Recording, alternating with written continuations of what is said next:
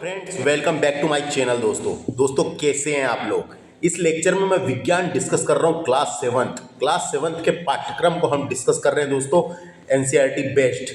दोस्तों विषय सूची आप देख सकते हैं। तो आपको जानकारी के लिए बता दूं दोस्तों, ये पूरे चैप्टर मैंने डिस्कस कर चुका हूं। इस लेक्चर में मैं 15 नंबर का चैप्टर प्रकाश डिस्कस करूंगा दोस्तों, है ना। प्रकाश डिस्कस करूंगा और थोड़े बहुत लेक्चर बच गए हैं और नेक्स्ट लेक्चर में कंप्लीट करवा दूंगा दोस्तों। कंपटीशन एग्जाम को ध्यान में रखते हुए डिस्कस किया जा रहा है दोस्तों।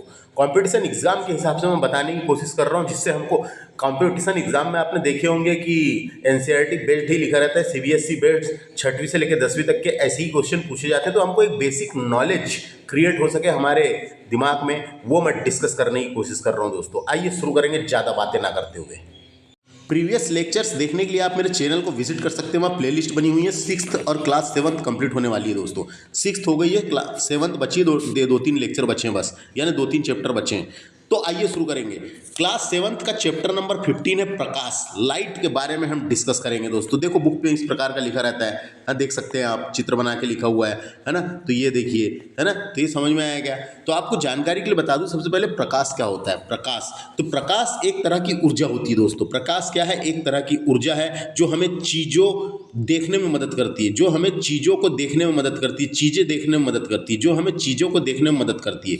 यह विद्युत चुंबकीय विकिरण का एक रूप होता है दोस्तों। यह विद्युत चुंबकीय विकिरण का एक रूप है। प्रकाश की मदद से ही हम अपने आसपास की दुनिया को समझ पाते हैं दोस्तों, समझ पाते हैं। तो प्रकाश जो है ऊर्जा का एक रूप है। प्रकाश सीधी रेखा में यात्रा करता है। प्रकाश जो है सीधी रेखा में यात्रा करता है। तो देखो पहला फैक्ट यहाँ पे ये वह इंपॉर्टेंट है, समझने लायक। प्रकाश सरल रेखा के अनुदिश गमन करता है।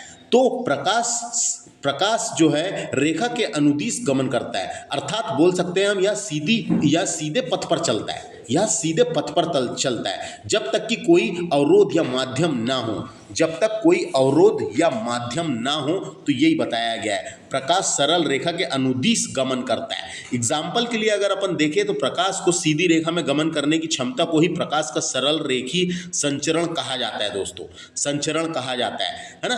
तो अपन बोल सकते हैं, देखो एक एग्जाम्पल यहाँ बना हुआ है, जैसे कि ट्रेन के सामने का अग्रदीप। जो ट्रेन के सामने जो लाइट लगी रहती है वो सीधी फोकस देती है दोस्तों। देखो यहाँ पे दिया हुआ है ना। तो ये है एक प्रकार का सीधी रेखा में गमन करता है। इसके अलावा देखो लाइट हाउस बना हुआ है। लाइट हाउस क्या होता है, तो लाइट हाउस बना हुआ है। देखो लाइट हाउस में यहाँ से ये प्रकाश निकला है जो सीधी रेखा में ही गमन कर रहा है, सीधी रेखा में ही गमन कर रहा है। तो वही है और कुछ नहीं है। लाइट हाउस जिसे प्रकाश स्तंभ भी कहते हैं दोस्तों, समुद्र तट या द्वीपों या चट्टानों या नदी या झीले के किनारे प्रमुख स्थानों पर जहाज को सुरक्षित मार्ग दिखाने के लिए बनाया जाता है लाइट हाउस। और यहाँ से लाइट निकलती है जो सीधी रेखा में ही गमन करती है और उनको रास्ता दिखाती है, वही है लाइट हाउस। तो लाइट हाउस का एग्जाम्पल देखें, यहाँ बताया गया है अपने को सिखाने के लिए, है ना। इसके अलावा सीधी रेखा में गमन करता है का एग्जाम्पल देखो, एक ये भी देख सकते हैं। जैसे कि अपन देख सकते हैं कि मोमबत्ती की लौ को सीधे पाइप से देखा जाता है, तो देखा जा सकता है, सीधे पाइप से देखा जा सकता है मोमबत्ती की लौ को, लेकिन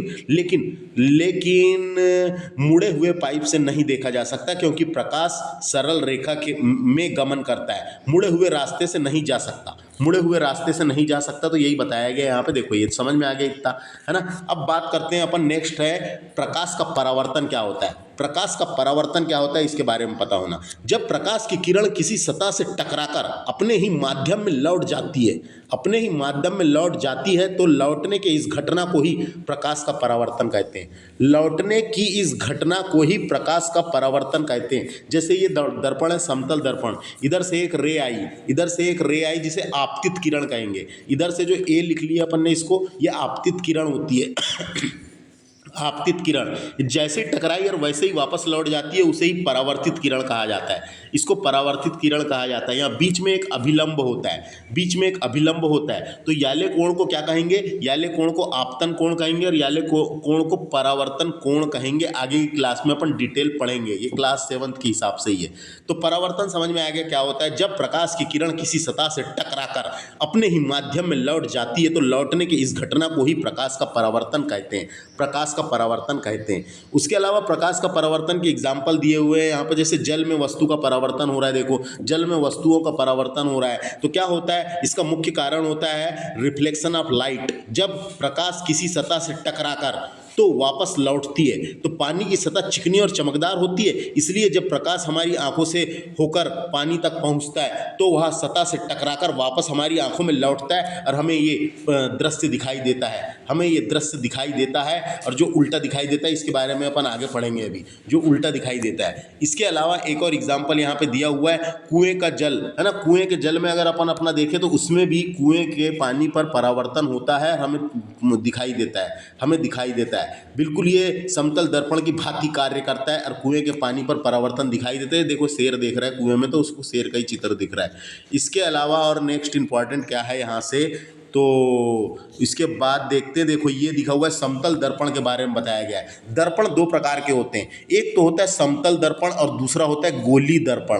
गोल रहते हैं जो गोली दर्पण, समतल जो उसका समतल जो उसका तल होता है जो समान होता है इसलिए उसको समतल कहते हैं। और एक होता है गोली दर्पण जो गोल होता है। गोली दर्पण दो प्रकार के होते हैं, एक होता है, एक का नाम है क्या, अवतल दर्पण, दूसरे का नाम है उत्तल दर्पण। आगे पढ़ेंगे। तो देखो यहाँ पे बताया गया है एक समतल दर्पण से प्रकाश का परावर्तन कैसे होता है बताया गया है। तो समतल दर्पण से प्रकाश के परावर्तन में जो प्रकाश किरण दर्पण पर पड़ती है, दर्पण पर पड़ती है तो उसी तरह से वापस परावर्तित हो जाती है, उसी तरह से वापस परावर्तित हो जाती है जैसे कि उसे कोण पर आती है, जैसे कि ये कोण बनाती है और कोण पर आती है, जिससे सीधे इरेक्ट और आभासी वर्चुअल प्रतिबिंब बनता है, जिससे सीधा और आभासी वर्चुअल प्रतिबिंब बनता है। यह समतल दर्पण के परावर्तन के बारे में जो चित्र दिया हुआ है यहाँ पे, एक समतल दर्पण के प्रकाश का परावर्तन कैसे होता है उसके बारे में बताया गया है। और ये तो बात आपको पता होगी, समतल कोण जो होता है, यानी समतल नहीं, आपतन कोण जो होता है जिसे एंगल ऑफ इंसिडेंस कहते हैं, परावर्तन कोण जिसे एंगल ऑफ रिफ्लेक्शन के बराबर होता है, ये पता होना है ना, ये पता होना। आपतन कोण जो है परावर्तन कोण के बराबर होता है। तो ये समझ में आ गया, ये समझ में आ गया। उसके बाद देखो, उसके बाद क्या इंपॉर्टेंट है यहाँ से, प्रतिबिंब क्या होता है इसके बारे में थोड़ी जानकारी होना। प्रतिबिंब का मतलब होता है इमेज। जब किसी वस्तु से आने वाली प्रकाश की किरण दर्पण से टकराकर हमारी आंखों पर पड़ती है तो हमें वस्तु की आकृति दिखाई देती है। इस आकृति को ही वस्तु का प्रतिबिंब कहते हैं, इस आकृति को ही वस्तु का प्रतिबिंब कहते हैं। देखो एनसीईआरटी में क्या लिखा है, दर्पण द्वारा बनाया गया मोमबत्ती का प्रतिबिंब, है ना, तो प्रतिबिंब कहते हैं, प्रतिबिंब कहते हैं। ये सीधा प्रतिबिंब बनता है तो उसके बारे में बताया गया, सीधा प्रतिबिंब के बारे में। तो ये समझ में आ गया समतल दर्पण। देखो ये समतल दर्पण इस प्रकार का होता है जिसका समतल, जिसका जो तल है वो समान रहता है, चारों तरफ से समान रहता है ना, तो उसको समतल दर्पण कहते हैं। तो इसके बारे में देखते हैं थोड़ा सा, समतल दर्पण के बारे में देखते हैं। समतल दर्पण में मोमबत्ती का प्रतिबिंब हमको दिखाई दे रहा है यहाँ पे, वो जो मोमबत्ती के समान आकार का सीधा बनता है, आभासी बनता है और दर्पण के पीछे बनता है, वस्तु की दूरी के बराबर की दूरी पर बनता है, वस्तु की दूरी के बराबर दूरी पर बनता है। ये है, ये चित्र दिया हुआ है समतल दर्पण पर, है ना, समतल दर्पण। समतल दर्पण का मतलब समझ में आ गया। दर्पण दो प्रकार के होते हैं, एक तो समतल होता है और दूसरा गोलीय दर्पण होता है। गोलीय दर्पण दो प्रकार के होते हैं, एक तो होता है अवतल दर्पण, दूसरा होता है उत्तल दर्पण। तो देखो अभी आगे अपन डिस्कस करेंगे और धमाकेदार तरीके से। ये समझ में आ गया, ये वाला, ये समझ में आया मोमबत्ती का प्रतिबिंब। इसके अलावा एक प्रतिबिंब यहाँ पर बना हुआ है, समतल दर्पण में प्रतिबिंब की स्थिति निर्धारण करना। तो समतल दर्पण में बने प्रतिबिंब की स्थिति निर्धारण करने के लिए ये नियम दिए गए हैं, यहाँ पे बताया गया। समतल दर्पण में बने प्रतिबिंब आभासी और सीधा होता है, आभासी होता है और सीधा होता है ना। प्रतिबिंब का आकार वस्तु के आकार के बराबर ही होता है इसमें, है ना, बराबर ही होता है। इतना ही याद रखो। अभी आगे चलते हैं और क्या इंपॉर्टेंट है, ये दक्षिण या वाम क्या होता है, दक्षिण या वाम क्या होता है इसके बारे में पता होना, है ना। दक्षिण, तो दक्षिण वाम का अर्थ होता है दक्षिण या दाहिना का उल्टा, दाहिने का उल्टा। वाम का मतलब होता है दाहिने का उल्टा, वाम का मतलब है यहाँ पे दाहिने का उल्टा, और दक्षिण का मतलब दक्षिण। इसका मतलब होता है प्रतिकूल या विरुद्ध, विरुद्ध बता रहा है या प्रतिकूल बता रहा है ना। तो दक्षिण या वाम। तो देखो यहाँ पे समतल मिरण पर देखने पर देखो प्रतिबिंब में दक्षिणी हाथ वाम प्रतीत होता है, दक्षिणी हाथ जो है वाम प्रतीत होता है, वाम यानी उल्टा प्रतीत होता है, दाहिने का उल्टा प्रतीत होता है। तो अपन बोल सकते हैं समतल दर्पण में प्रतिबिंब में दक्षिणी हाथ जो है वाम प्रतीत होता है। इसे पार्श्व व्युत्क्रमण कहते हैं, इसे पार्श्व व्युत्क्रमण कहते हैं। तो क्या होता है, समतल दर्पण में बनने वाले प्रतिबिंब में वस्तु का बायां भाग यानी बायां भाग दाएं भाग की ओर, बायां भाग दाएं भाग की ओर और दायां भाग बाएं भाग की ओर दिखाई देता है। जैसे यहाँ पे इमेज देख सकते हैं आप, ये एक लड़का अपने समतल दर्पण में इधर का हाथ उठाया है तो उधर का हाथ दिख रहा है, इधर का हाथ उठाया है तो उधर का हाथ दिख रहा है ना।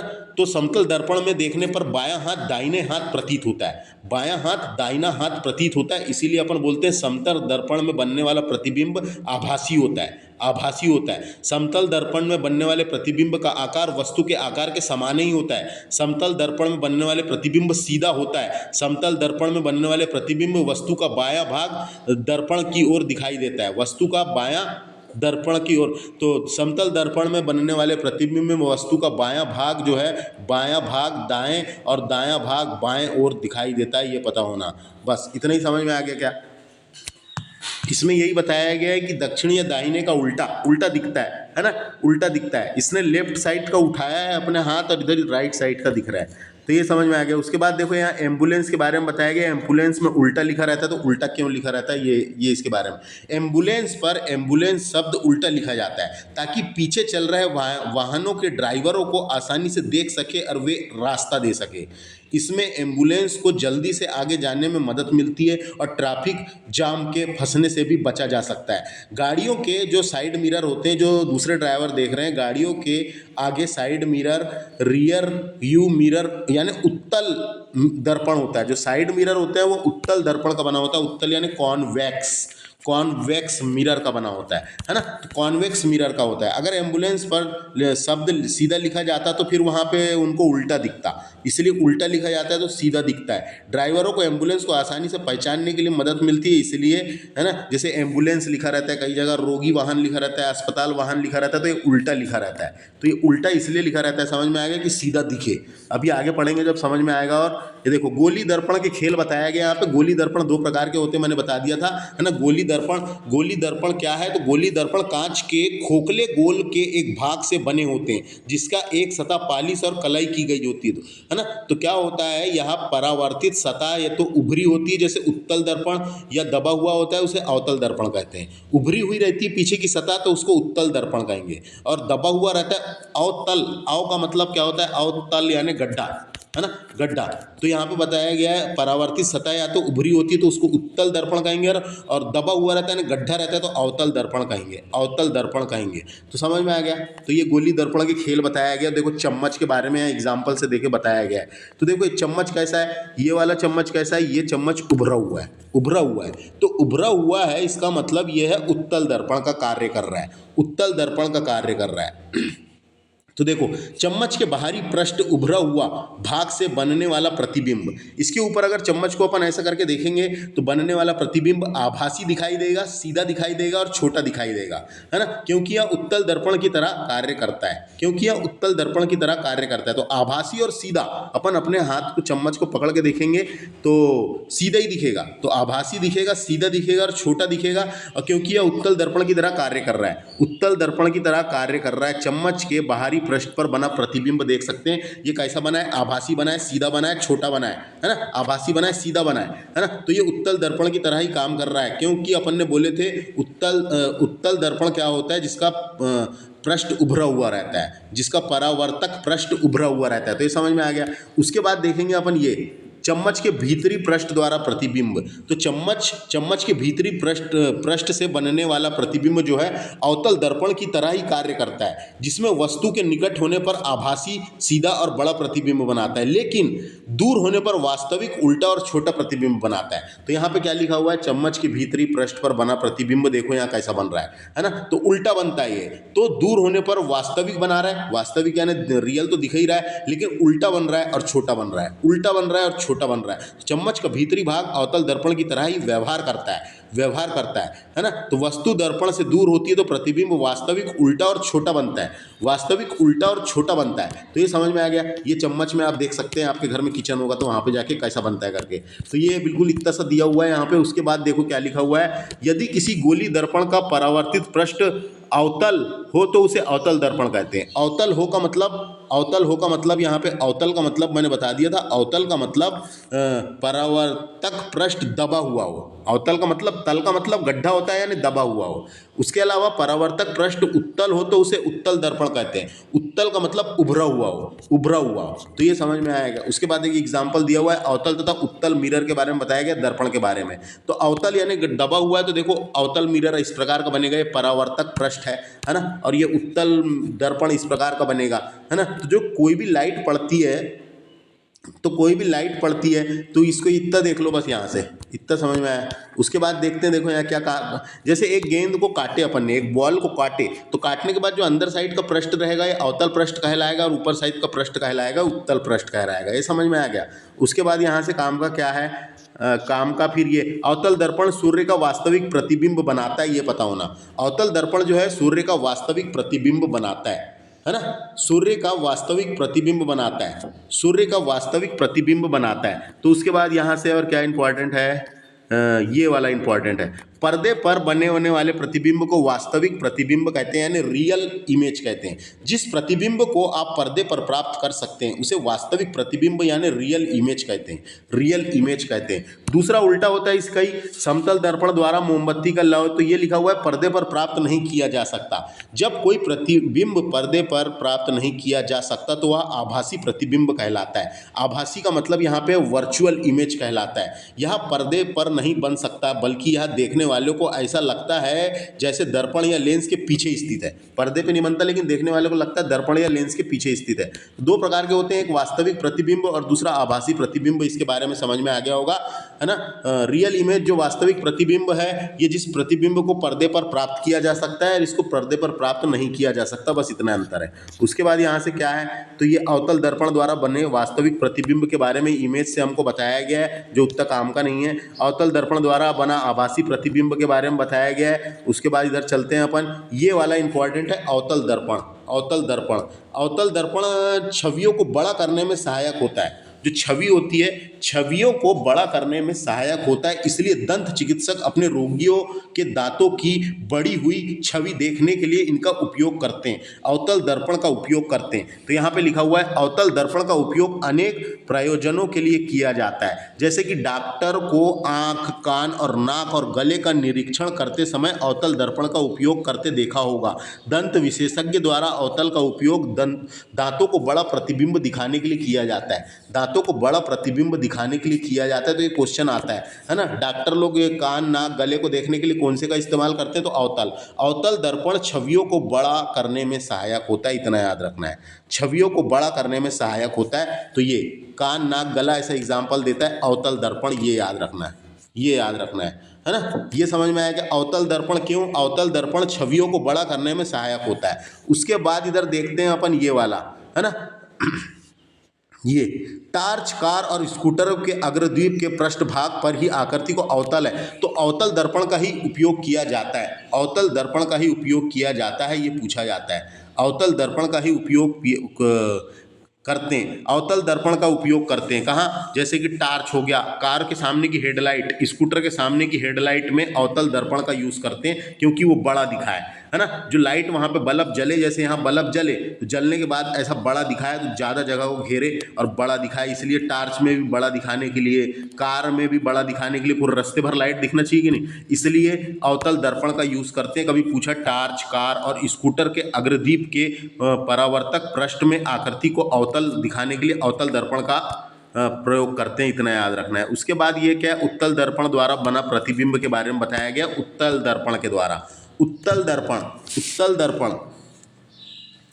तो उत्तल दर्पण जो होता है, उत्तल दर्पण जो होता है, ये वाहनों के पश्च दृश्य के रूप में उत्तल दर्पण का उपयोग किया जाता है, क्योंकि ये सदैव सीधा छोटा प्रतिबिंब बनाता है, क्योंकि ये सदैव सीधा और छोटा प्रतिबिंब बनाएगा, बहुत सारी जगहों को अंदर आने देगा। इस दृष्टि से बड़ा होता है, ये दृष्टि क्षेत्र से बड़ा होता है, इसमें ड्राइवर को पीछे का विस्तार क्षेत्र का दृश्य मिलता है, विस्तार से देखने के लिए विस्तार क्षेत्र का दृश्य मिलता है। तो देखो यहाँ पे ये दिया हुआ, ये वाला क्वेश्चन आता है। उत्तल दर्पण में पार्श्व दृश्य के रूप में यहाँ पे चित्र बना हुआ है, तो वाहनों के पार्श्व दृश्य दर्पण के रूप में उत्तल दर्पण का प्रयोग किया जाता है, क्योंकि ये सदैव सीधा और छोटा प्रतिबिंब बनाता है। सदैव सीधा बना रहा है, बिल्कुल जैसे पीछे वैसे ही सीधा और छोटा भी दिखा रहा है ना। और इसकी दृष्टि क्षेत्र बड़ा होता है, इसका दृष्टि क्षेत्र बड़ा होता है, अपन बहुत सारी चीज देख सकते हैं इसमें। ड्राइवरों को पीछे का विस्तृत क्षेत्र, यानी देखो पूरी रोड का दिख जाता है, पूरी रोड भर का दिख जाता है ना, पूरी रोड भर का दिख जाता है, तो जिसमें ड्राइवर को पीछे में विस्तृत क्षेत्र देखने में मदद मिलती है। तो ये क्वेश्चन आता है डायरेक्ट, पीछे देखने के लिए कौन सा दर्पण का यूज करते हैं, तो उत्तल यानी कॉन्वेक्स मिरर का इस्तेमाल करते हैं, ऐसा पूछता है, याद रखना है। उसके बाद देखते हैं और क्या है, एक होता है आवर्धक लेंस। अब लेंस के बारे में आ गए। लेंस भी दो प्रकार के होते हैं, एक तो कॉन्केव और एक कॉन्वेक्स, है ना। तो आवर्धक लेंस होता है, एक उत्तल लेंस होता है आवर्धक लेंस, जिसे कॉन्केव लेंस कहते हैं, जिसका उपयोग किसी वस्तु को वास्तविक आकार से बड़ा देखने के लिए किया जाता है।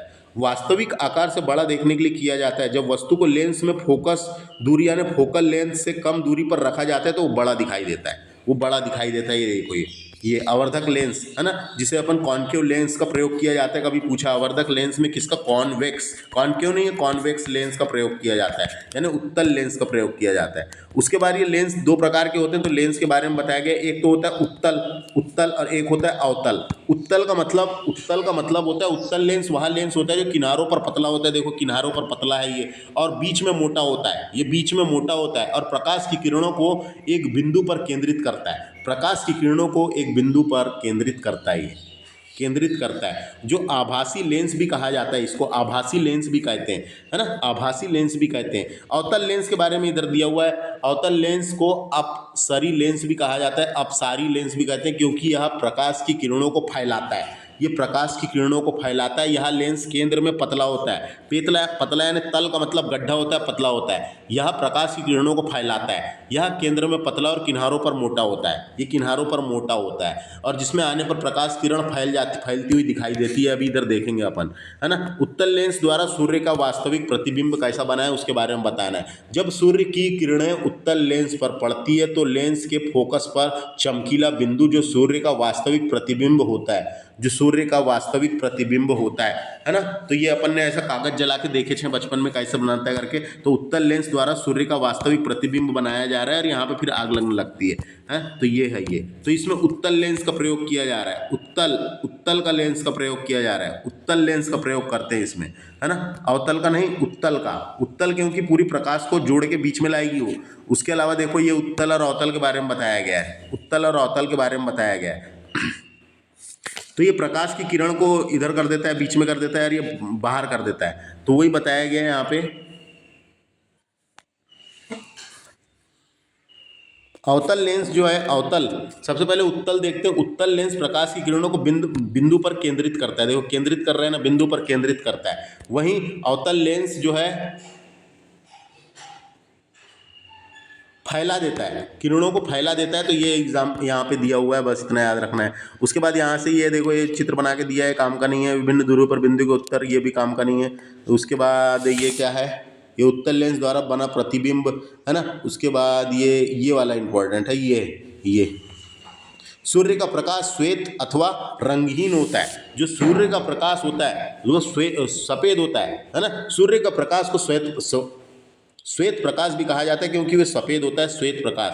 जैसे कि हम जानते हैं कि श्वेत प्रकाश विभिन्न तरंग दैर्घ्य के 7 रंगों का मिश्रण होता है ना। रंगों का मिश्रण जैसे बैगनी, इंडिगो, नीला, हरा, पीला, नीला, नारंगी, लाल रंग का तरंगदैर्घ्य सबसे अधिक होता है, जबकि बैगनी रंग का न्यूनतम होता है ना। ये पता होना, ये पूछा जाता है कई बार। ये लाल रंग का तरंगदैर्घ्य अधिकतम होता है, वहीं बैगनी का सबसे कम होता है ना। तो यहाँ पे काय के बारे में बताया गया है।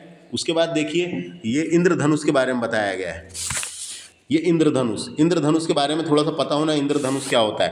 तो सूर्य की रोशनी और बारिश की बूंदों से मिलने से इंद्रधनुष बनता है। सूर्य की रोशनी और बारिश की बूंदे से मिलने पर इंद्रधनुष बनता है। यह प्रकाशी घटना है एक प्रकार की। सूर्य से आने वाली सफ़ेद रोशनी बारिश की बूंदे से होकर गुजरती है, तो हवा से ज़्यादा संघनन पानी में जाने की वजह से रोशनी दिशा बदल लेती है। दिशा बदल लेती है। क्यों? हवा से ज़्यादा संघनन पानी में जाने पर वजह से रोशनी दिशा बदल लेती है। इस प्रक्रिया को अपवर्तन कहते हैं, अपवर्तन कहते हैं। प्रकाश की बूंद के अंदर परावर्तित होता है फिर और मुड़ जाती है, और मुड़ने के बाद उसके बाद इधर साइड देखते हैं तो ये समझ में आ गया कैसे बनता है, इतना समझ लो बस। अभी आगे की इंद्रधनुष की खोज जो है भौतिक वैज्ञानिक आइजैक न्यूटन ने की थी, आइजैक न्यूटन ने की थी, और प्रिज्म और सूर्य के साथ परीक्षण करके इंद्रधनुष की खोज की थी उन्होंने, कैसे करके बनता है करके बताया था। उसके बाद देखो यहाँ सीढ़ी का चित्र दिया हुआ है, सूर्य के प्रकाश में रखी एक सीढ़ी, तो यहाँ पे प्रकाश में रख दो तो पूरे सातों रंग दिखाई देते हैं, तो वो बताया गया है। इसके अलावा फिर क्या है, ये प्रिज्म, प्रिज्म सूर्य के प्रकाश की किरण पुंज को 7 कणों में विभक्त कर देता है ना, विभक्त कर देता है। इधर से सूर्य की किरण आई तो 7 किरणों में विभक्त कर देता है। 7 रंग के नाम पता होना, 7 रंग के, जिसे हिंदी में क्या बोलते थे पहले, बैजानी, बैजानी, हैप्पी, नाला, इसमें 7 रंग आते हैं। और इंग्लिश में बोलते थे वेब, वेब ग्योर, वेब ग्योर, है ना। तो ये 7 रंग के नाम पता होना, जिसमें से मैंने बता दिया सबसे ज़्यादा किसका होता है, लाल रंग का तरंग दैर्घ्य सबसे अधिकतम होता है और बैगनी का सबसे कम होता है। उसके अलावा क्या इंपॉर्टेंट है यहाँ से, ये बताया गया 7 कर्णों वाली डिस्क को अगर घुमाएं अपन तो तेज घुमाने पर वह श्वेत प्रतीत होती है। जैसे पंखा को घुमाए तो दिखती ही नहीं पंखुड़ी, उसी प्रकार श्वेत प्रतीत हो रही है। देखो ये इतना सा है। उसके बाद खत्म ये चैप्टर। फिर इसमें क्या क्या सीखे उसके बारे में दिया हुआ है, तो ये पूरी चीज़ मैंने उधर समझा दिया हूँ, तो इसको एक बार पढ़ के देख लो। बहुत ही उधर साइड जो लिखा है वही है। अभ्यास प्रश्न हम डिस्कस कर लेते हैं। अभ्यास प्रश्न में फिल इन द ब्लैंक्स दिए हुए हैं। जिस प्रतिबिंब को पर्दे पर ना प्राप्त किया जा सके उसे आभासी प्रतिबिंब कहते हैं। ये पढ़ चुके हैं अपन ने। यदि प्रतिबिंब सदैव आभासी और साइज में छोटा हो तो वह उत्तल दर्पण कहलाता है। वह कौन सा दर्पण? उत्तल दर्पण कहलाता है ना। साइज में छोटा दिखाएगा तो उत्तल दर्पण। यह प्रतिबिंब सदैव बिंब के साइज का बने उसे समतल दर्पण कहते हैं। बिंब के बिल्कुल साइज का ही बन रहा है, समतल, समतल, उसका तल जो है समान है, समतल। जिस प्रतिबिंब को पर्दे पर प्राप्त किया जा सके उसे वास्तविक प्रतिबिंब कहते हैं, रियल इमेज कहते हैं। अवतल लेंस द्वारा बनाया गया प्रतिबिंब पर्दे पर नहीं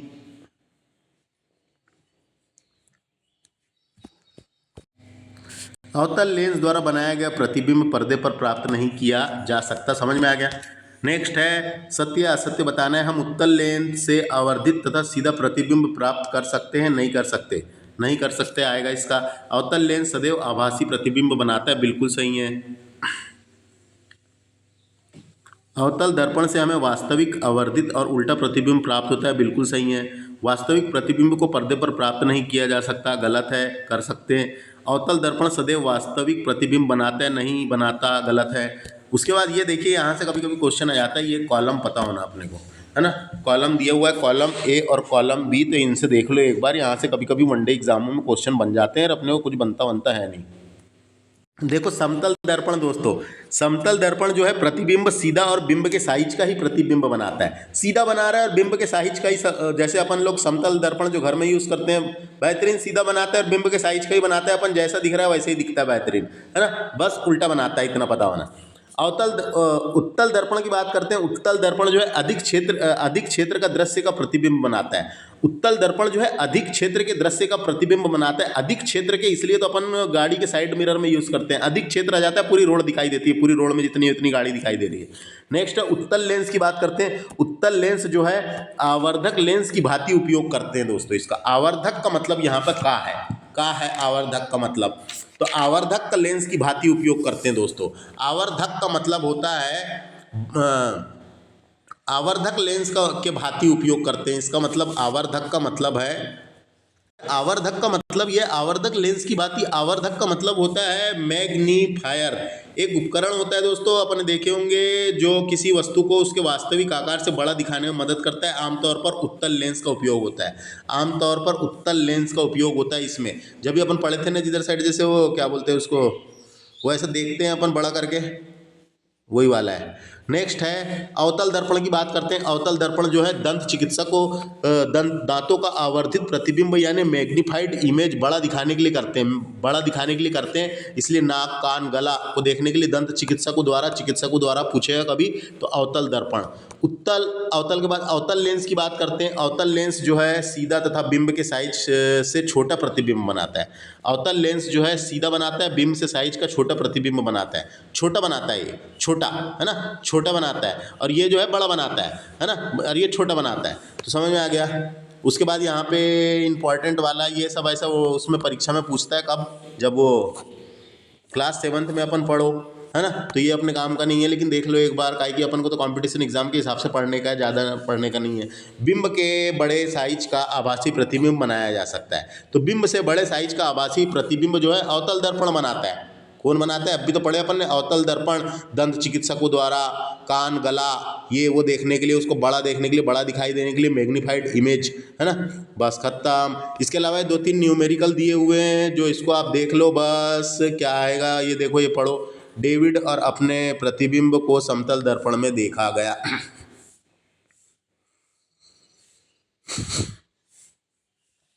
ये 2 न्यूमेरिकल दिए हैं, इसको देख लो, आपको तो गणित बहुत जबरदस्त बनती है। उसके बाद यहाँ काम का क्या है, ये दर्पण अस्त्रों की भांति भी प्रयोग में लाया जा सकता है। एक बार ये ऐसा आर्ग्यूमेंटीज ने लाया था, वही बताया गया, इसको पढ़ लो बस, है ना। खत्म ये लेक्चर। इस लेक्चर में हमने प्रकाश डिस्कस करे। नेक्स्ट लेक्चर में मिलते हैं, नेक्स्ट टॉपिक डिस्कस करेंगे। 3 लेक्चर बचे हैं, यानी 3 चैप्टर बचे हैं और class 7 complete. Thanks for watching दोस्तों, नमस्ते।